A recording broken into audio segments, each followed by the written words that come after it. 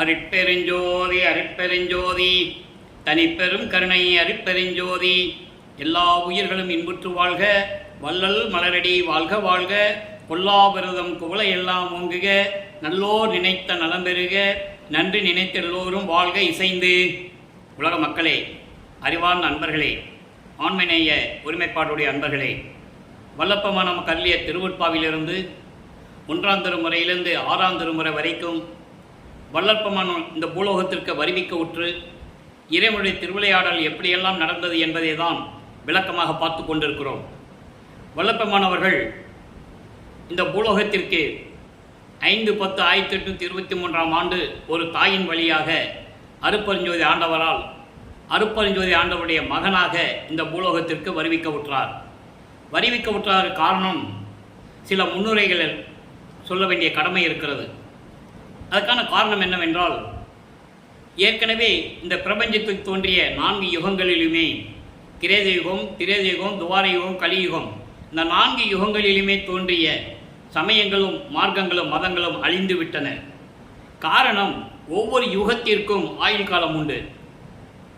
கிரேத யுகத்திற்கு 17,28,000 வருடங்களும், திரேத யுகத்திற்கு 12,96,000 வருடங்களும், துவாபர யுகத்துக்கு 8,64,000 வருடங்களும், கலியுகத்திற்கு 5,000 வருடங்களும், இப்படி ஒவ்வொரு யுகத்திற்கும் ஆயுள் காலம் உண்டு. அந்த ஆயுள் காலம் முடிந்தவுடனே அந்த யுகம் அழிந்துவிடும். அந்த யுகம் அழிந்தவுடனே அந்த யுகத்தில் தோன்றிய சமயங்களும் மதங்களும் மார்க்கங்களும் அழிந்துவிடும்.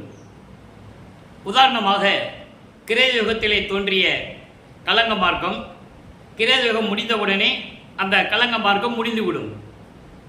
திரேத யுகத்திலே தோன்றிய திராவக மார்க்கம், அந்த யுகம் முடிந்தவுடனே அந்த மார்க்கமும் அழிந்துவிடும். அதே போன்று உருவாக்கப்பட்ட சமயங்களும் அழிந்துவிடும். நவநீத மார்க்கம் துவார யுகத்திலே, அந்த யுகம் முடிந்தவுடனே அந்த மார்க்கமும் அழிந்துவிடும். அதே போல கலியுகத்திலே தோன்றிய சமயங்களும் மதங்களும் மார்க்கங்களும், கலியுகம் முடிந்துவிட்டது 1900 ஆண்டுகளிலே. அப்போ அந்த சமயங்களும் மதங்களும் மார்க்கங்களுடைய நெறிகளும் முடிந்து விட்டது, எல்லாமே பயனற்றவை. தெளிவாக வல்லற்பமானவர்கள் கூறுகிறார்கள். வேறு யாரும் சொல்லவில்லை. இதை கூறுவதற்காகத்தான் வல்லற்பமானவர்கள் இந்த பூலோகத்திற்கு வருவிக்க உற்றார் என்பதை இங்கு நான் பதிவு செய்ய கடமைப்பட்டிருக்கிறேன். இப்படி வல்லற்பமானவர்கள் வருவிக்க உற்று 1824ஆம் ஆண்டிலிருந்து 1840 ஆண்டுகள் வரை இந்த 16 ஆண்டுகளிலே வல்லற்பமானுடைய நிலை என்ன, அவர் தோன்றி துணையான காலகட்டங்களில் வல்லப்பமான் எப்படி அந்த நிலையில் இருந்தார் என்பதை தான் நாம் படிப்படியாக பார்த்து கொண்டிருக்கிறோம். 1/1/1823ஆம் ஆண்டு தொடங்கிய அருட்பெருஞ்சோதி ஆண்டவருடைய திருவிளையாடல் 30/1/1874 இரவு 12 மணி வரையிலும் 51 ஆண்டுகள் திருவிளையாடல் நடந்து கொண்டிருக்கிறது. அருட்பெருஞ்சோதி ஆண்டவர் இந்த 51 ஆண்டு திருவிளையாடல்களை 8 பிரித்து தனது மகனுக்கு எப்படியெல்லாம் அருள் செய்து கொண்டிருக்கிறார் என்பதை தான் நாம் பார்த்து கொண்டிருக்கிறோம். பிள்ளைப்பெருமானவர்கள் சமயங்களும் மதங்களும் மார்க்கங்களும் சூழ்ந்திருந்த காலகட்டங்களில் ஒரு சைவ குலத்திலிருந்து வருவிக்க உற்றதனால் சைவ சமயத்தின் தலைவனாகிய சிவபெருமானை வழிபட்டு கொண்டிருக்கிறார். அப்போ அவருக்கு எதுவுமே தெரியாது, சுத்த சன்மார்க்கம் என்னன்னு தெரியாது. சைவ சமயத்தின் அடையாளமாகிய திருநீரை பூசிக்கொண்டும் உத்திராட்ச மாலை போட்டுக்கொண்டும் நமச்சிவாயா சிவாய நமா என்ற மந்திரங்களை சொல்லி சைவத்தின் அடித்தளமாகிய சரியை கிரியை யோகம் என்ற 12 நிலைகளிலும் இருந்து கொண்டிருக்கிறார்கள். வல்லப்பமான்கள் வருவிக்க உற்று 8 ஆண்டுகள் வரையிலும் அவர் யார் என்ற நிலையில் தெரியாமல் இருந்து கொண்டிருந்தார். அதனால் அவர் பள்ளியில் போய் படிக்க முடியவில்லை. பள்ளியில் கொண்டு சேர்த்தார்கள், ஆனால் அவரால் படிக்க முடியவில்லை. காரணம், இறைவனுடைய திருவிளையாடல் நடக்கிறது. அதை 6ஆம் திருமுறையிலே திருப்பள்ளி எழுச்சியிலே கூறுவார். முன்னை பள்ளி பயிற்றாது எந்தனை கல்வி பயிற்சி முழுதும் உணர்வித்து உடற்பொழுதெல்லாம் தவிர்த்து என்னை பள்ளி எழுப்பிய அருட்பெருஞ்சோதி என் அப்பனே பள்ளி எழுந்தவை என்று கூறுவார். காரணம், அருட்பெருஞ்சோதி ஆண்டவர் தன் மகன் இந்த உலகியலிலே இருக்கின்ற சந்தை படிப்பை, இந்த உலக படிப்பை எந்த ஆசிரியரிடம் கற்றுக்கொள்ளக்கூடாது. தனது மகன் இந்த உலகத்திலே யாரையும் குருவாக ஏற்றுக்கொள்ளக்கூடாது. தனது மகன் காவி உடையை அணியக்கூடாது. இது அருட்பெருஞ்சோதி ஆண்டவருடைய நிலையில் இருந்து அவர் அந்த நிலையில் இருந்து கொண்டு தன் மகனுக்கு அருளை செய்து கொண்டிருக்கிறார். ஆக 8 ஆண்டுகள் முடிந்து விட்டது. 1824ஆம் ஆண்டிலிருந்து 1832 ஆண்டுகள் வரையிலும் நமது பிள்ளை பெருமான் அவர்கள் தான் யார் என்ற தெரியாத நிலையில் இருந்து கொண்டிருக்கிறார். அதன் பிறகு 9வது ஆண்டிலே 1832ஆம் ஆண்டு அருட்பெருஞ்சோதி ஆண்டவர் தன் மகன் முன் தோன்றி, நமது பிள்ளை பெருமான் அவர்கள் முன் தோன்றி, மகனே, நீ என்னால் வருவிக்க உற்றவன், முன்பருவம் பின்பருவம் காட்டி உனக்கு அருள் செய்வேன், ஞானத்தை பெற்றுக்கொள், மீதியெல்லாம் பின்னாட்களில் பார்க்கலாம் என்று சொல்லி கூறி ஞானத்தை கொடுத்துவிட்டு மறைந்து விடுகிறார். அதன் பிறகு இவருக்கு மறைப்பு நிலை ஏற்படுகிறது. மறைப்பு நிலை என்பது பிரபஞ்சத்தின் உண்மைகள் அப்போ அவருக்கு தெரியாது. சுத்த சன்மார்க்கம் என்னன்னு அவருக்கு தெரியாது. சைவ நெறியில் இருந்து கொண்டிருக்கிறார். சைவ சமயத்தின் தலைவனாகிய சிவபெருமானை வழிபட்டுக் கொண்டிருக்கிறார். ஆக அந்த காலகட்டங்களில் 9வது ஆண்டிலிருந்து வல்லப்பமானவர்கள் வருவிக்க உற்ற 9வது ஆண்டிலிருந்து 12 ஆண்டுகளுக்குள் என்ன நடந்தது? அந்த 3 ஆண்டுகளிலே உதயமானதுதான் 1ஆம் திருமுறை. 1ஆம் திருமுறை 8 பதிகங்களை உடையது, 817 பாடல்களை உடையது. ஏற்கனவே நம்ம ஒவ்வொரு பதிகமாக நாம் பார்த்திருக்கிறோம். அருட்பெருஞ்சோதி ஆண்டவருடைய திருவிளையாடல் என்ற பதிகத்திலே 400 பதிவுகள் நாம் பதிவு செய்திருக்கிறோம். அதன் பிறகு சிவநேச வெண்பா. சிவநேச வெண்பா என்பது சிவபெருமானிடம் கூறுவது, சிவபெருமானை பற்றி கூறுவது, சிவபெருமானிடம் முறையீடு செய்வது. இந்த நிலையில் சிவநேச வெண்பா உருவாகிறது. இன்று சிவநேச வெண்பா மொத்தம் 100 பாடல்களை கொண்டது. இன்னைக்கு 35வது பாடலுடைய விளக்கத்தை நாம் பார்க்க போகிறோம். நல்லா கவனிச்சிக்கணும். இப்போ வல்லப்பமானவர்கள் 9வது ஆண்டிலிருந்து 12 ஆண்டுகளுக்குள் இருந்து கொண்டிருக்கிறார். இறைவன் ஆட்கொண்ட பிறகு இவர் ஞானம் கிடைத்து விடுகிறது. ஞானத்தை பெற்ற பிறகு இவர் பாடும் பாடல்களை பாடுகின்ற ஆற்றலை பெற்றுக் கொள்கிறார். அப்போ அந்த நிலையில் இருக்கும்போது சிவநேச வெண்பானுடைய பாடலை பார்த்து கொண்டிருக்கிறோம். 35வது பாடல். கண் முதலே நல்லா கவனிச்சுக்கணும். வல்லப்பமானவர்கள் சமயங்களிலும் மார்க்கங்களிலும் மதங்களிலும் கூறப்பட்ட நெறிமுறைகளை பின்பற்றி கொண்டிருக்கும் போது, சிவபெருமானை வழிபட்டு கொண்டிருக்கும் போது கண் நுதலே என்று இறைவனை கூறுகிறார். சுத்த சன்மார்க்கத்தை பெற்ற பிறகு அது விளக்கங்கள் வேற நம்ம பார்த்துட்டு இருக்கோம்.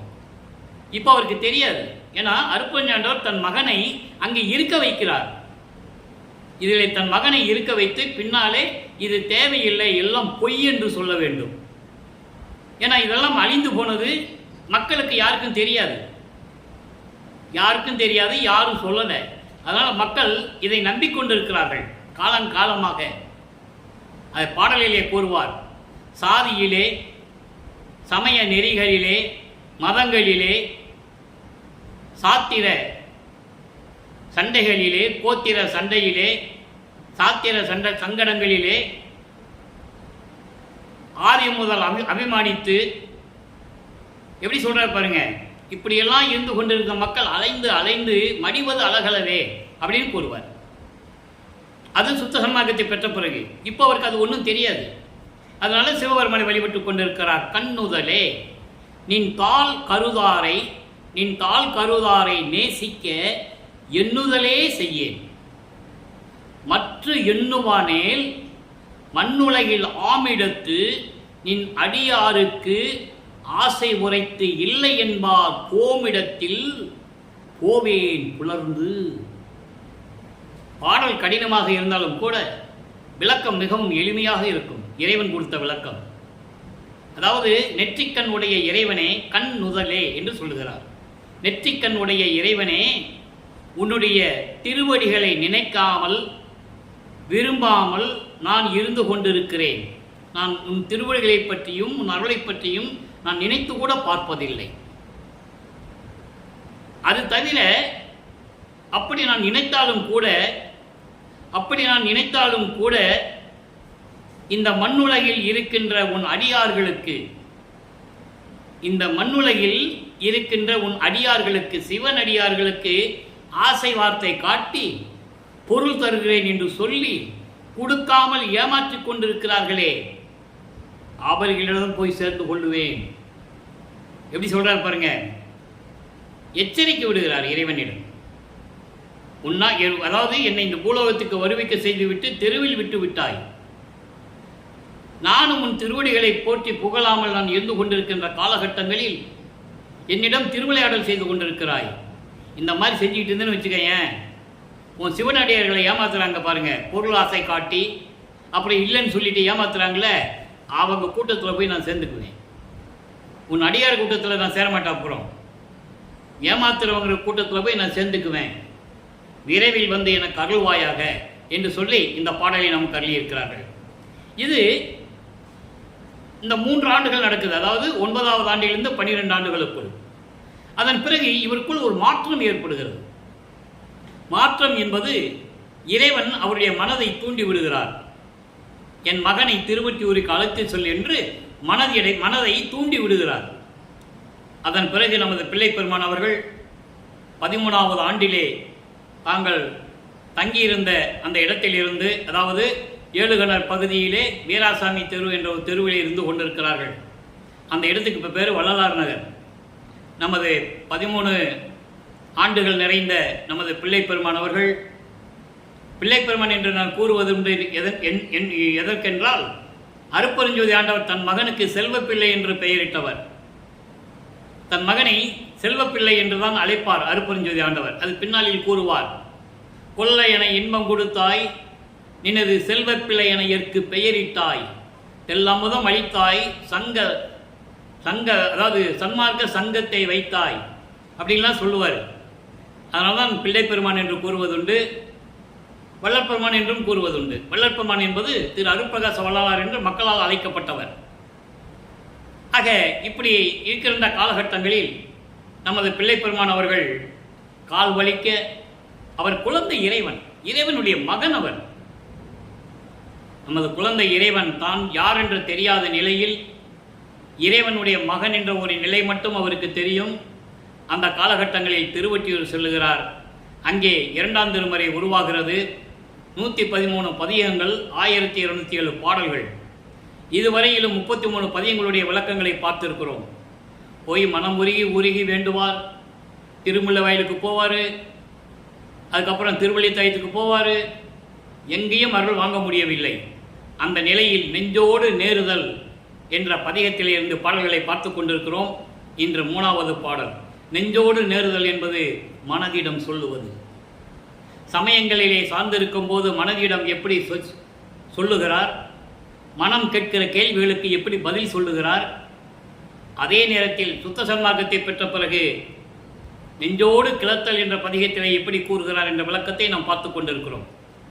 இப்போ நெஞ்சோடு நேருதல் 2ஆம் திருமுறை பதிகம் 34 3வது பாடல். மனதிடம் சொல்லுகிறார், இலை எண்ணாது அணு அழுவும், இலை எண்ணாது அணு அழுவும் ஒன்று ஈய எண்ணுகின்றில்லை என் பெறுவாயோ, கொலையினாது என அறிந்திலை நெஞ்சே, கொல்லுகின்ற அக்கூற்றினும் கொடியாய் தலையின் மாலை தாழ் சடை உடை பெருமான் தாள் நினைந்ததில்லை, ஊன் நினைந்து உலகில் புலையினார்கள் பால் போதியோ, வீணில் போக போக இப்போக்கினில் அழிந்தே. மனதிடம் சொல்லுகிறார், மனமே ஒரு இடத்தில் நிலையாக இரு. அதாவது இல்லை என்று சொல்லாமல் ஒரு அணு அளவு கூட நீ மற்றவங்களுக்கு கொடுப்பதற்கு, ஈகை செய்வதற்கு, உதவி செய்வதற்கு நீ எண்ணுவதில்லை. இதனால் உனக்கு என்ன பலன்? இல்லை என்று சொல்லாமல் ஒரு சிறிது அளவு கூட மற்றவர்களுக்கு உதவி செய்ய உனக்கு மனம் இல்லை. இதனால் உனக்கு என்ன பயன் மனமே? அடுத்து சொல்றாரே, கொலை இன்று என அறிந்திலை நெஞ்சே. மனமே, இந்த செயல் எப்படிப்பட்டது தெரியுமா? ஒரு உயிரை கொலை செய்வதை விட மிகவும் கொடுமையானது. மற்றவங்களுக்கு இல்லைன்னு சொல்லாம ஒரு அணுவளவு கூட நீ கொடுக்கறதுக்கு நினைக்கிறது இல்லை மனமே. இது எப்படிப்பட்ட செயல்? கொலை செய்வதை விட கொடுமையான செயல். அதை நீ தெரிந்து கொள். கொல்லுகின்ற கூற்றினும் கொடியாய், மரணத்தை கொடுக்கின்ற யமனை விட நீ கொடுமையானவன். கொல்லுகின்ற அக்கூற்றினும், மரணத்தை கொடுக்கின்ற எமனை விட நீ கொடுமையானவன். மனதை சொல்லுகிறான். அதான் அந்த காலத்தில் பெரியவங்க சொல்லுவாங்க, நீ நல்லது செய்யணும்னா மனசு மாறதுக்குள்ள அப்பயே செஞ்சிரு. நாளைக்கு செய்கிறேன்னு நீ நினைக்காத, அதுக்குள்ள மனசு மாறிடும். ஒருத்தருக்கு உதவி செய்யணும், நல்லது செய்யணும் நீ நினைச்சேன்னா அப்பவே செஞ்சிரு, அதுக்கு பிறகு மனம் மாறிடும் அப்படின்னு பெரியவங்க பழமொழி சொல்லுவாங்க. அதை இங்கே குறிப்பிடுகிறார். மனமே, நீ ரொம்ப கொடுமையானவன். ஒரு உயிரை கொலை செய்வதை விட கொடுமையானவன். கொடுமையான செயல் அது. மரணத்தை கொடுக்கின்ற எமனை விட நீ கொடுமையானவன் மனமே, அதை நீ புரிந்து கொள் சொல்லிட்டு சொல்றாரு. தலையின் மாலை, சுடுகாட்டிலே எரிந்து போன பிணங்களின் மண்டை ஓடுகளை மாலையாக கோர்த்து கொண்டு தலையின் மாலை, சிவபெருமானுடைய உருவத்தை சொல்லுகிறார். சுடுகாட்டில் இருக்கின்ற பிணங்களுடைய தலையை மாலையாக உடுத்தி மாலையாக கோர்த்து இருக்கின்ற இறைவன் பால் சடையுடை பெருமான், நீண்ட பின்னிய சடையுடைய பெருமான் பால் நினைந்ததில்லை, அவனுடைய திருவடிகளை நீ நினைப்பதில்லை. அதாவது சமயத்தில் இருக்கும்போது இருக்கின்ற சமயத்தின் தலைவனாகிய சிவபெருமானை உருவகப்படுத்துகிறார். இது காலகாலமாக நடந்து கொண்டிருக்கிறது இல்லையா? அதனால் அருட்பெருஞ்சாண்டவர் தன் மகனை சமயத்தில் இருக்க வைத்து சமயத்தின் தலைவனாகிய சிவபெருமானை எப்படி உருவகப்படுத்துகிறார் என்பதை இங்கே குறிப்பிடுகிறார். தலையின் மாலை தாள் சுடை பெருமான் பால் நினைந்தில்லை, ஊன் நினைந்து, ஊன் நினைந்து, ஊனுன்னா சாப்பாடு, சாப்பாடு தான் வேணும்னு நீ நினைக்கும் போது உலகில் புலையினார்கள் பால் போதியோ தீயவர்கள். புலையினார்கள் பால் என்பது தீயவர்கள், உயிர்களை கொலை செய்கின்றவர்கள், தீய செயல்களை செய்கின்றவர்கள். அவர்கிட்ட போனேன்னு வச்சுக்கோ, போதியோ அவங்ககிட்ட நீ போனேன்னா இறைவனுடைய திருவடியை நினைக்காமல் மண்டை ஓடுகளை கோர்த்து மாலையாக போட்டிருக்கின்ற இறைவன், நீண்ட சடை பின்னிய சடையுடைய இறைவன் சிவபெருமான், அவனுடைய திருவடிகளை நீ நினைப்பதில்லை. மனமிடம் சொல்லுகிறார், நினைப்பதில்லை. அதே நேரத்தில் உன் வயிறு பசி எடுத்த உடனே சாப்பிட வேண்டும் என்பதற்காக இந்த உலகிலே தீயவர்களிடம் அவர்கள் வீட்டிற்கு சென்று இந்த வயிற்று பசிக்காக போய் நிற்கிறையே, அப்படி போனால் நீ வீணாக போய்விடுவாய். வீணில் போக போக நீ வீணாக போய்விடாய், போக போக அந்த போக்கில போய் நீ அழிந்து விடுவாய் என்று கூறுகிறார். இறைவனுடைய நிலையையும் கூறுகிறார். அதே நேரத்தில் மனதிடம் எப்படி சொல்லுகிறார், மனதை எப்படி கட்டுப்படுத்த வேண்டும், இந்த நிலையை மனதை பற்றி சொல்லுகிறார். மனம், சித்தம், புத்தி, அகங்காரம், இந்த அந்த கரணங்களை பற்றி பாடல்களிலே கூறுகிறார். அதை மட்டும் நீங்கள் மனசில் வச்சுக்கணும். அப்போ மனம் போன போக்கில் போகக்கூடாது, மனம் போன போக்கிலே போகக்கூடாது. இதான் நிலைமையை பற்றி கூறுகிறார். மனம் போன போக்கிலே கால் போகலாமா, சினிமா பாடல் உண்டு. கண்ணதாசனுடைய வரிகள், இங்கே திருவருட்பாவிலிருந்து எடுத்த வரிகள் அது. ஆக மனம் போன போக்கில் போகக்கூடாது, மனதை ஒருநிலைப்படுத்த வேண்டும். இறைவனுடைய திருவடிகளை எண்ணாத மனமே, நீ வயிற்று பசிக்காக வீணா அதாவது தீயவர்களுடைய வீட்டில் போய் எனக்கு சாப்பாடு வேணும் போய் நிற்கிறையே, நீ வீணாக போய் விடுவாய். இதே நிலை தொடர்ந்தால் போக போக நீ உன்னுடைய போக்கிலே போக போக நீ போய் கொண்டிருந்தால் வீணாக அழிந்து விடுவாய் மனமே என்று கூறுகிறார். ஆக வல்லற்பெருமானவர்கள் இந்த 16 ஆண்டுகளில் திருவொற்றியூரிலே எந்த நிலையில் இருந்து கொண்டிருந்தார்? தோன்றி துணையான காலம் என்று சொல்ல வேண்டும். வல்லற்பெருமான் வாழ்ந்த காலம் என்று கூறக்கூடாது, சொல்லக்கூடாது. அவர் இறைவனுடைய மகனாக வருவிக்கூற்றவர், ஒவ்வொரு யுகத்திலும் இருந்தவர் என்பதை திருவருட்பாவின் பாடல் மூலமாக நாம் அந்த உண்மைகளை எல்லாம் பார்த்து கொண்டிருக்கிறோம். ஊழிதோறும் ஒளி உளப்பராது ஓங்கி வாலி என்று எனக்கு வாய்த்த நன்னிதியே, நான் ஒவ்வொரு யுகத்திலும் இருந்தேன் என்று கூறுகிறார். இன்னொரு பாடலிலே கூறுவார், ஊழிதோறு ஊழி நான் உலவினும் அழியா உடம்பை அளித்தனன். நான் ஒவ்வொரு யுகத்திலே இருக்கும்போது கூட நான் அழிந்ததில்லை, என் உடம்பு அழிந்ததில்லை, நான் நிரந்தரமானவன், நான் அழியாதவன் என்று கூறுகிறார். மக்களிடம் யாரும் சொல்லவில்லை. அதனால் வல்லற்பமனை பற்றி யாருக்கு தெரியவில்லை.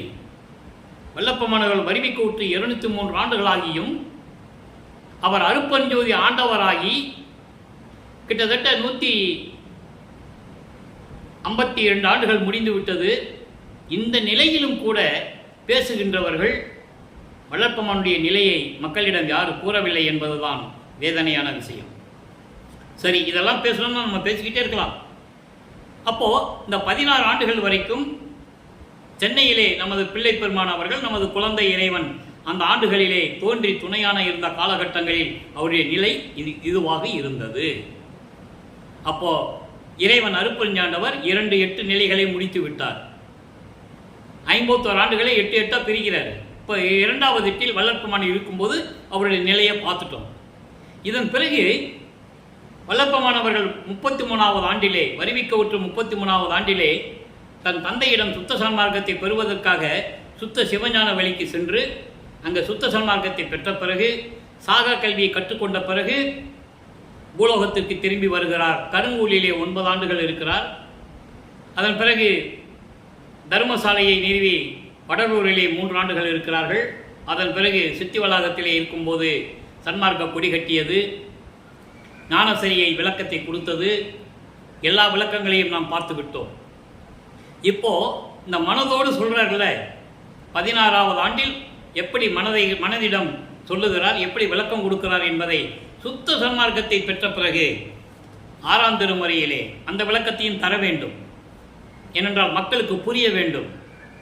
சமயங்களிலும் மார்க்கங்களிலும் மதங்களிலும் அந்த நெறிமுறைகளை பின்பற்றி கொண்டு நமது பிள்ளை பெருமானவர்கள் எப்படி இருந்தார்கள், அதன் பிறகு அதெல்லாம் தேவையில்லை, இது பொய் என்று சொல்லிவிட்டு சுத்த சன்மார்க்கத்தில் இருக்கும்போது மனதோடு எப்படி அந்த நிலையை கூறுகிறார், மனதிடம் எப்படி பேசுகிறார், மனதிடம் சொல்லுவது போல உலக மக்களுக்கு எப்படி விளக்கம் கொடுக்கிறார். 102வது பதிகம் நெஞ்சோடு கிளத்தல், மனதோடு பேசுவது. மனதோடு பேசுவது 3வது பாடல். எப்படி 2ஆம் திருமுறையிலே நெஞ்சோடு நேர்தலை 3வது பாடலுடைய விளக்கத்தை பார்த்தோமோ, அதன் பிறகு சுத்த சன்மார்க்கத்தை பெற்ற பிறகு நெஞ்சோடு கிளத்தல் என்ற பதிகத்திலே 3வது பாடல். இந்த வித்தியாசம் உங்களுக்கு தெரியணும், உங்களுக்கு புரியணும். ஏனென்றால் காலங்காலமாக சொல்லி கொண்டிருக்கிறார்கள். அவரும் சிவபெருமானை வழிபட்டார், திருநீறு பூசினார், உத்தராட்டமலை போட்டார், நமச்சிவாயின்னு சொன்னார், உண்மைதான். அதுக்கப்புறம் அது வேண்டான்னு சொல்லிட்டார்களே, சுத்த சன்மார்க்கத்துக்கு அது தேவையில்லைன்னு சொல்லிட்டார். அப்போ அதை மக்கள்கிட்ட சொல்லணும்ல, அதை தான் நம்ம பார்க்க போகிறோம். இந்த வேற்றுமை, இந்த வித்தியாசம் உங்களுக்கு தெரியணும். என் இறைவன் மறு தருணம் இது கண்டாய். அங்கே இறைவனை பார்க்க முடியல, நல்லா புரிஞ்சுக்கணும்.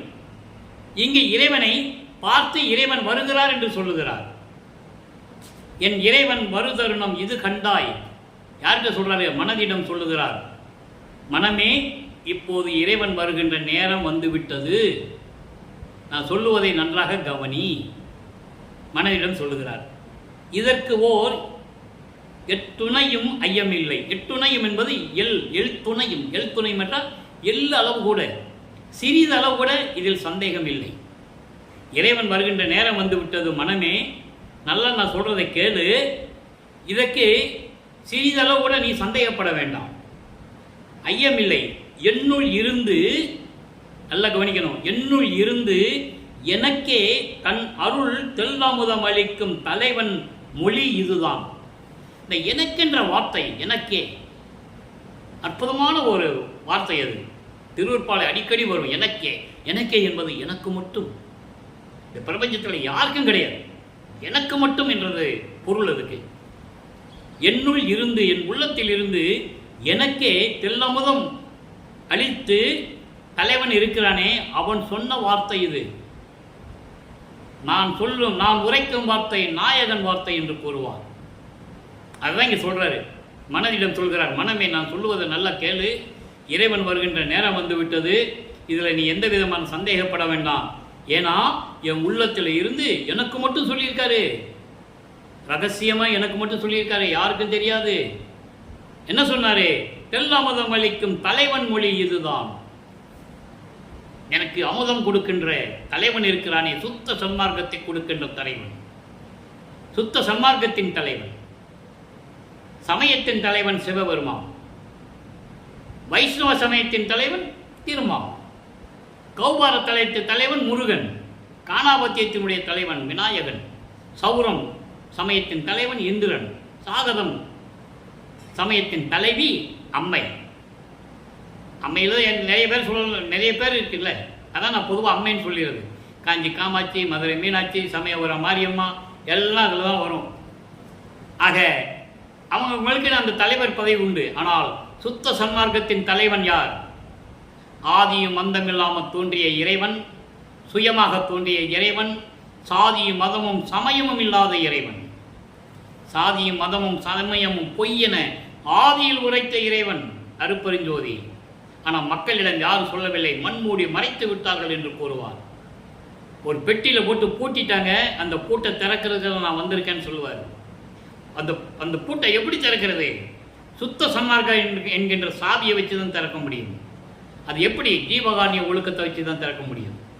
ஜீவகாரணிய ஒழுக்கமே கடவுள் வழிபாடு. அந்த விளக்கங்களை நம்ம நிறைய பார்த்துருக்கோம் இல்லையா? இப்போ அந்த தலைவன் சொல்கிற மொழி இதுதான், சத்தியம் சத்தியம் நெஞ்சே. இது சத்தியம் சத்தியம் மனமே. இது ஏன் சொல்கிறாருன்றதை நம்ம புரிஞ்சுக்கணும். ஏன் மனசுக்கிட்ட சொல்கிற மாதிரி சொல்கிறாரு? உலக மக்களை சொல்லி சொல்லி பிரயோஜனம் இல்லை, யாரும் கேட்கல. வளர்ப்பவன் சொல்றதை யாருமே கேட்கல. அவர் ஒரு சாதாரண மனிதனாகவே நினைத்துக் கொண்டிருந்தார்கள், துறவி என்று நினைத்துக் கொண்டிருந்தார்கள். அவர் இறைவனுடைய மகன் என்று யாருக்கும் தெரியாது. நல்லா புரிஞ்சுக்கணும் நீங்க. அதனால இவர் சொல்றது யாருமே காதில் வாங்குறது இல்லை. ஏதோ சாமியார் சொல்றாரு, அதுக்கு தான் சத்தியம் பண்றாரு. உலக மக்களே சத்தியம் சத்தியம். ஏன் மனசுக்கிட்ட சொல்ற மாதிரி சொல்றாரு? சத்தியம் சத்தியம் நெஞ்சே, சத்தியம் சத்தியம் மக்களே, நான் சொல்லுவது உண்மை. இறைவன் வருகின்ற நேரம் வந்து விட்டது. இதில் எந்த விதமான சந்தேகம் இல்லை. இது யாருடைய வார்த்தை? என் தலைவன், சுத்த சன்மார்க்கத்தின் தலைவன், அவன் சொன்ன வார்த்தை. இது சத்தியம் சத்தியம்.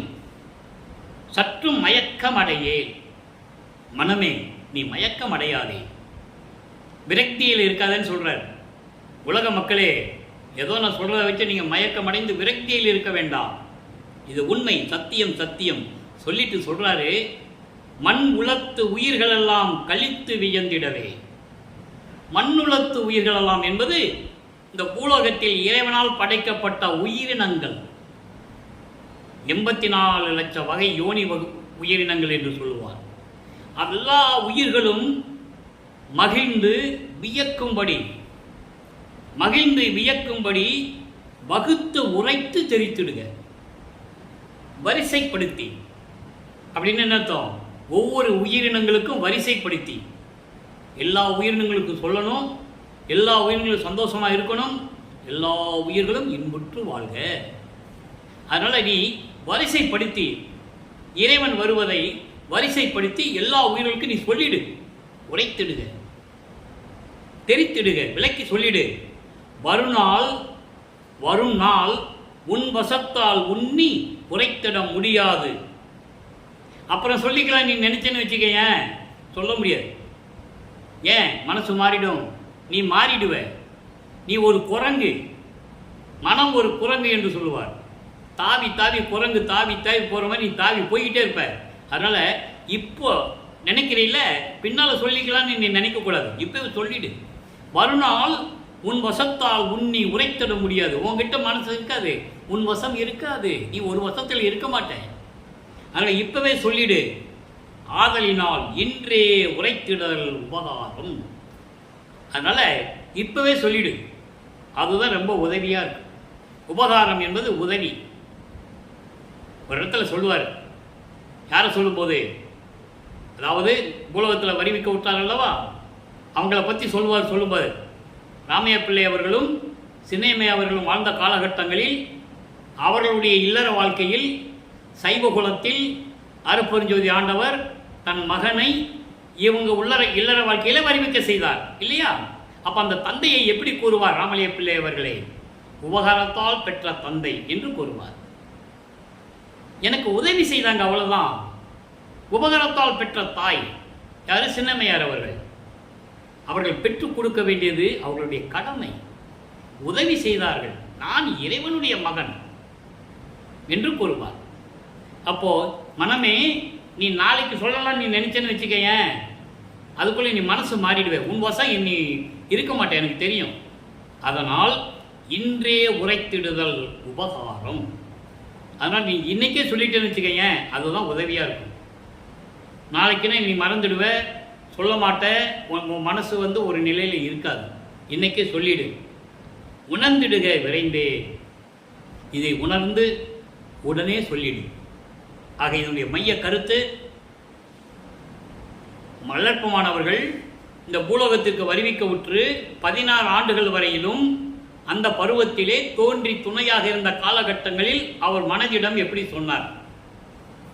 சுத்த சன்மார்க்கத்தை பெற்ற பிறகு அருட்பெருஞ்சோதி ஆண்டவர் தான் உண்மையான இறைவன், மீதி எல்லாம் சமயத்தினுடைய தலைவர்கள், தத்துவத்தினால் உருவாக்கப்பட்ட தலைவர்கள், தெளிவாக சொல்றார். ஆக உண்மை இறைவனை பற்றி சொல்லும்போது அந்த மனசிடம் என்ன சொல்றாரு? அந்த மனதிடம் சொல்லுவது போல உலக மக்களுக்கு விளக்குகிறார். இறைவன் வருகின்ற நேரம் வந்து விட்டது, அதனால இது எந்த சந்தேகம் நீங்க அடைய வேண்டாம். இது நான் சொல்லலை, இறைவனின் உள்ளத்திலிருந்து சொல்லியிருக்காரு, நான் சொல்லிட்டேன். இது சத்தியம் சத்தியம், இதில் எந்த விதமான மயக்கம் நீங்க அடைய வேண்டாம். அதனால இந்த உலகத்தில் இருக்கின்ற எல்லா உயிர்களிடத்திலும் அது மகிழ்ந்து சந்தோஷமாக இருக்கும்படி நீயே சொல்லிடு. நாளைக்கு சொல்லலாம்னு நினைக்காத, அதுக்குள்ள நீ மனசு மாறிடுவ. இன்னைக்கே சொல்லிடு, அதுதான் உதவியா இருக்கும். இதை உணர்ந்து உடனே உலக மக்களுக்கு சொல்லிவிடும் மனமே என்று மனதிடம் சொல்லுவது போல இதை கூறியிருக்கிறார்கள். ஆக வல்லற்பமானவர்கள் ஒவ்வொரு காலகட்டத்திலும் இறைவனுடைய அருளால் எப்படி அருளை பெற்றுக்கொண்டார் என்பதை 112வது பதிகம் மெய்யருள் வியப்பு என்ற பதிகத்திலே 81வது பாடலை நான் ஞாபகப்படுத்த விரும்புகிறேன். அதனுடைய விளக்கத்தை சொல்லுவதற்கு நான் கடமைப்பட்டிருக்கிறேன். காரணம், இந்த பூமியில் வருவிக்க உற்று அவர் இருந்த காலகட்டங்களில் இருந்து சுத்த சன்மார்க்கத்தை பெற்ற பிறகு எப்படி அருளை பெற்றுக்கொண்டார் என்ற நிலையை ஒரு பாடலிலே கூறுகிறார். நல்லா கவனிக்கணும். சின்ன வயது தொடங்கி என்பது 9வது ஆண்டு, இந்த பூமிக்கு வருவிக்க விட்டு 9வது ஆண்டு. அப்போதான் இவர் முன் தோன்றி ஆட்கொண்டு பாடுகின்ற பாடல்களை பாடுகின்ற சக்தியை, ஞானத்தை கொடுக்கிறார். அதான் இங்கே குறிப்பிடுகிறார். சின்ன வயது தொடங்கி என்னை காக்கும் தெய்வமே. ஆக நான் சமயங்களில் இருந்தாலும் கூட நீதான் என்னை காத்து கொண்டிருந்தாய் என்பது எனக்கு பின்னாளில் தெரியும். அதான் சொல்றார். நல்ல இந்த வேறுபாடு அங்கே இருக்கும்போது எப்படி இருந்தார், சுத்த சன்மார்க்கத்தில் இருக்கும்போது எப்படி இருக்காரு, வித்தியாசத்தை இங்கே தெரிஞ்சுக்கணும். அதுக்கு தான் இந்த பாடலுடைய விளக்கம். சின்ன வயது தொடங்கி என்னை ஆட்கொண்டாய், ஆனால் அது நீதான் என்று இப்போதான் எனக்கு தெரியும். என்னை காக்கும் தெய்வமே. அன்னைக்கு நான் சிவபெருமான் நினைச்சிட்டு இருந்தேன், ஆனால் இன்னைக்கு தான் தெரியும் நீ அருட்பெருஞ்சோதி ஆண்டவர்னு. சிறியேன் மயங்கும் தோறும் மயக்கம் தீர்க்கும் தெய்வமே. நான் சமயங்களிலும் மதங்களிலும் மார்க்கங்களில் ஈடுபட்டு கொண்டிருந்த போதும், மண்ணாசை பெண்ணாசை பொன்னாசை இந்த உலக விடயங்களிலே நான் ஈர்த்து கொண்டிருந்த போதும், என்னை அதிலிருந்து நீக்கி என்னை காத்து கொண்டிருந்த தெய்வமே. அப்ப நீதான் என்னை காத்து கொண்டிருந்தாய். காத்து கொண்டிருக்கின்ற தெய்வமே, என்னை அவத்தை கடல் நின்று, நல்லா கவனிக்கணும், அற்புதமான வரி இது. என்னை அவத்தை கடல் நின்று இங்கன் எடுத்த தெய்வமே. என்னை அவத்த கடல் என்பது பிறப்பு இறப்பு என்ற நிலைகளில் இருந்து, இது ஒரு பாடலிலே கூறுவார். அன்பர்களே, ஒவ்வொரு பாடலில் இருக்கின்ற வரிகளுக்கும் ஒவ்வொரு இடத்திலே ஒரு பாடலுடைய விளக்கம் உண்டு, ஒவ்வொரு பாடலுக்கும் தொடர்பு உண்டு. இது இறைவனுடைய தயவும் கருணையும் இருந்தால்தான் தொடர்பு படுத்தி இந்த விளக்கங்களை சொல்ல முடியும். 7 உலக அவத்தை விட்டு ஏறினேன் மேல்நிலை, ஊழிதோறும் ஊழி உயிர் நிலைத்து ஓங்கினன், ஆலியானும் அயனும் அதிசயத்திடவே என்னுள் வாழிய அருட்பெருஞ்சோதி, அருட்பெருஞ்சோதியார் மன்னவே. அதான் அவத்தை கடல். அவத்தை கடல் என்பது பிறப்பு இறப்பிலிருந்து, இந்த 7 வகையான பிறப்பு நிலைகள் இருந்து, அதாவது அகவலிலே சொல்லுவார், ஊர்வன பரப்பன உருவன நடப்பன ஆர்வர காத்தல் அருட்பெருஞ்சோதி. இது 4 வகையான நிலைகள். ஊர்வன என்பது ஊர்ந்து செல்லக்கூடிய உயிரினங்கள், பரப்பன என்பது பறந்து செல்லக்கூடிய உயிரினங்கள், உருவன என்பது தாவரங்கள், நடப்பன என்பது நடந்து செல்லக்கூடிய உயிரினங்கள். இந்த 4 இல்லாமல் நீரில் வாழக்கூடிய உயிரினங்கள், தேவர்கள், மனிதர்கள். 4, 3, 7. இந்த அவத்தை கடலிலிருந்து என்னை நீக்கிவிட்டாய் அப்படின்னு அர்த்தம். எனக்கு பிறப்பு இறப்பு இல்லை, நான் முழுமையாக ஒவ்வொரு யுகத்திலேயும் நான் இருந்து கொண்டிருக்கிறவன் என்ற நிலையை இந்த பாடலிலே நமக்கு அருளி இருக்கிறார்கள். இன்று இங்கன் எடுத்த தெய்வமே, இங்கன்னா இந்த பூலோகத்தில் இப்பொழுது நீ எவ்வளவோ திருவிளையாடல்கள் செய்தாய், இந்த பூலோகத்தில் என்னை வருவிக்க செய்தார். இந்த பூலோகத்திலே இந்த அவத்தை கடலில் இருந்து என்னை நீக்கி மரணமில்லா பெருவாழ்வை கொடுத்தாயே. அதான் சொல்றாரு பின்னால, எல்லா நலமும் தரும் இன்னமுதம் கொடுத்த தெய்வமே, எல்லா அருள்களையும் கொடுக்கக்கூடிய சுத்த சன்மார்க்கம். அமுதம் என்பது சுத்த சன்மார்க்கத்தை கொடுத்த தெய்வமே. ஆக சமயங்களிலும் மதங்களிலும் இருக்கும்போது அவர் எப்படி இருந்தார், அவருடைய நிலை, சுத்த சன்மார்க்கத்தை பெற்ற பிறகு என்ன நிலை என்பதை கூறுகிறார். சின்ன வயது தொடங்கி 9வது ஆண்டு தொடங்கி என்னுடைய நிலைகளை எல்லாம் மாற்றி என்னுடைய அவத்தை கடல்களில் நீக்கி பிறவி துன்பம், பிறப்பு இறப்பு என்ற நிலைகளில் இருந்து என்னை நீக்கி என்னுடைய மயக்கங்களை எல்லாம் நீக்கி உலக விடயங்களாகிய மண்ணாசை, பெண்ணாசை, பொன்னாசை என்ற நிலைகளிலிருந்து நீக்கி என்னை தூக்கி எடுத்து எல்லா அருள்களையும் கொடுக்கக்கூடிய சுத்த சன்மார்க்கத்தை கொடுத்தாயே. எல்லா நலன் தரும் இன்னமுதம் கொடுத்த தெய்வமே, எல்லா அருள்களையும் கொண்டிருக்கின்ற சுத்த சன்மார்க்கத்தை எனக்கு கொடுத்து என்னை காப்பாற்றி கொண்டிருக்கின்ற மரணமில்லா பெருவாழ்வை கொடுத்த எனது தெய்வமே என்று கூறுகிறார். ஆக அன்பர்களே, இன்று பதிவிலிருந்து நீங்கள் நன்றாக புரிந்து கொண்டிருப்பீர்கள் என்று நான் கருதுகிறேன். வல்லப்பெருமானவர்கள் இந்த பூலோகத்திற்கு வருவிக்க உற்று 16 ஆண்டுகளில் இருந்த நிலை என்ன, அதன் பிறகு சுத்த சன்மார்க்கத்தை கொடுத்த பிறகு அவருடைய நிலை என்ன என்பதை விளக்கமாக பார்த்து விட்டோம். எனவே அன்பர்களே, நாம் மிகவும் புண்ணியம் செய்தவர்கள், பாக்கியசாலிகள். நாம் சுத்த சன்மார்க்க காலத்தில் நாம் வாழ்ந்து கொண்டிருக்கிறோம். சுத்த சன்மார்க்க காலத்தில் நாம் வாழ்ந்து கொண்டிருக்கிறோம். இறைவனுடைய காலம் இது. எனவே நாம் எல்லோரும் சுத்த சன்மார்க்கத்தில் இணைந்து சுத்த சன்மார்க்க நெறிகளை பின்பற்றி கொண்டு மாமிச உணவுகளை உட்கொள்ளாமல், எந்த உயிரையும் கொல்லாமல், உயிர் இரக்கத்தோடும் ஜீவகான்ய ஒழுக்கத்தில் இருந்து கொண்டு இறைவனை வணங்கி, இறைவன் ஜோதி வடிவில் இருக்கிறார்.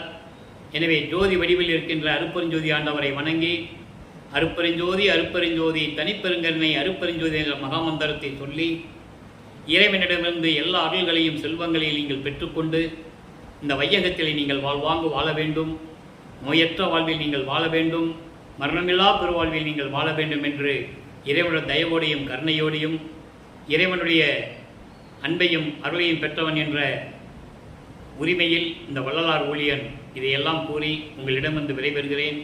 நன்றி, வணக்கம். அருட்பெருஞ்சோதி அருட்பெருஞ்சோதி தனிப்பெருங்கருணை அருட்பெருஞ்சோதி. நாளையும் திருவருட்பாவின் விளக்கங்கள் வரும். கண்டு கழித்து இறைவனர்களை பெற்றுக்கொள்ளுங்கள்.